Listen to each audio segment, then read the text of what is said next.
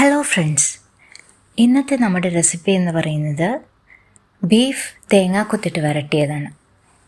അതിലേക്ക് മുളക് പൊടി 1 ടേബിൾ സ്പൂൺ, മഞ്ഞൾപ്പൊടി 1/2 സ്പൂൺ, മല്ലിപ്പൊടി 1 ടീസ്പൂൺ, വലിയ ജീരകം പൊടിച്ചത് 1/2 സ്പൂൺ ഇവയെല്ലാം കൂടെ ചേർത്ത് ഒന്നാക്കുക.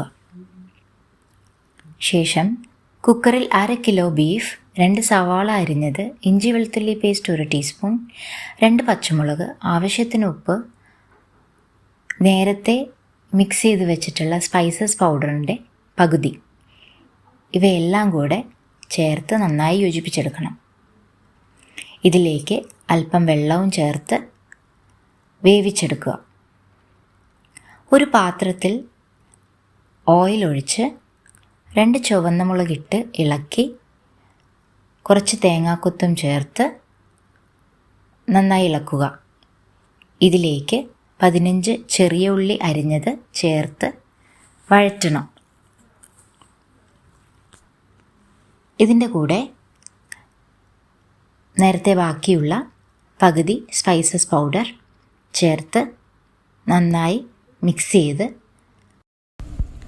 അതിലേക്ക് വേവിച്ച ബീഫും ചേർത്തിളക്കി ശേഷം കറിവേപ്പിലയും 2 ടീസ്പൂൺ കുരുമുളക് പൊടിയും 1/2 ടീസ്പൂൺ നല്ല ജീരകം, 1 ടീസ്പൂൺ ചെറുനാരങ്ങ നീര് എന്നിവ കൂടി മിക്സ് ചെയ്യുക.